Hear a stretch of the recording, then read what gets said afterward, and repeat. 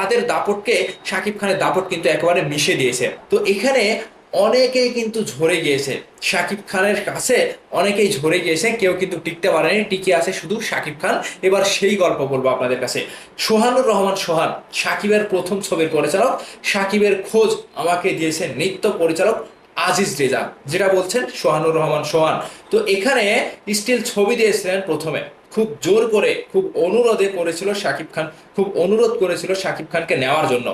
তো এই যে ওর জোরাজোরিতে সামনাসামনি ছেলেটাকে দেখতে চায়, শাকিব খানকে সামনাসামনি সোহানুর রহমান সোহান দেখতে চেয়েছিলেন। আমার অফিসে নিয়ে এসেছিল আজিজ, সোহানুর রহমান সোহানের অফিসে শাকিব খানকে নিয়ে গিয়েছিল নৃত্য পরিচালক আজিজ রেজা। এখানে সেটাই বলছে, দেখে আমাদের পছন্দ হয়েছিল শাকিবকে, সাকিবের যোগ্যতা ছিল নায়ক হওয়ার, ওর মধ্যে এমন কিছু দেখেছি বলেই তাকে সিনেমায় নিয়েছি। কেউ হয়তো তাকে নেওয়ার জন্য অনুরোধ করেছেন বা আমি সুযোগটা দিয়েছি, তবে আসল কথা হলো ও যোগ্য ছিল। শুরু থেকেই সাকিব নিজের স্টারডমটা ধরে রেখেছে, ধাপে ধাপে নিজের উন্নতি করেছে, খুব কম লোকে এটা পারে। চলচ্চিত্রে শাকিব খানের আজকের অবস্থানের জন্য আমি ভীষণ খুশি, আমার জন্য গর্বের।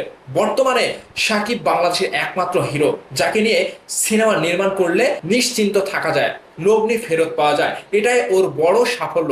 ওর মধ্যে সিনসিয়ারিটি আছে, আছে কাজের প্রতি ভালোবাসা, আর সে কারণেই কাজ করে যাচ্ছে এবং করতে পারছে।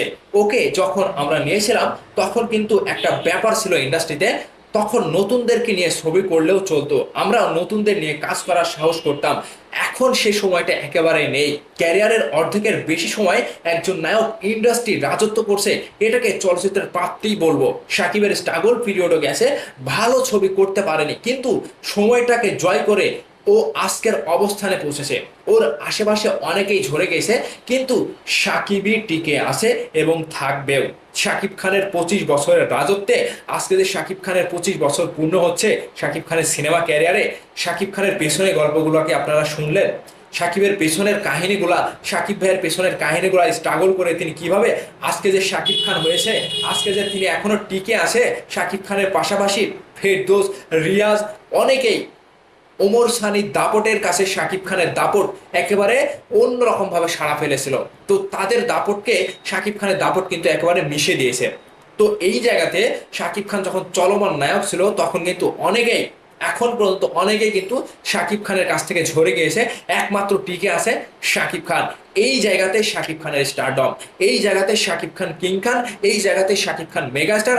আজকে প্রিয়তমা দিচ্ছে, রাজকুমার দিচ্ছে, তুফান দিচ্ছে, দরদ দিচ্ছে, এই সিনেমাগুলো শাকিব খানের ক্যারিয়ারে আজকের এই 25 বছরের একটা বিশাল অর্জন।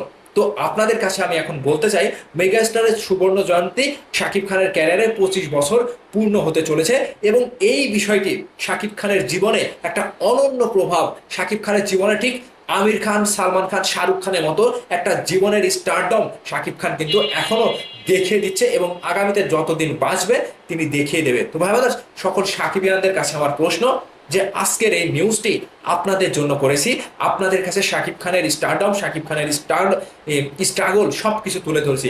আজকের ভিডিওটা আপনাদের কাছে কতটুকু ভালো লেগেছে অবশ্যই ভিডিওর নিচে কমেন্ট করে জানাবেন। ভালো থাকবেন, সুস্থ থাকবেন, ধন্যবাদ সম্পূর্ণ ভিডিওটি দেখার জন্য। Tata, bye bye.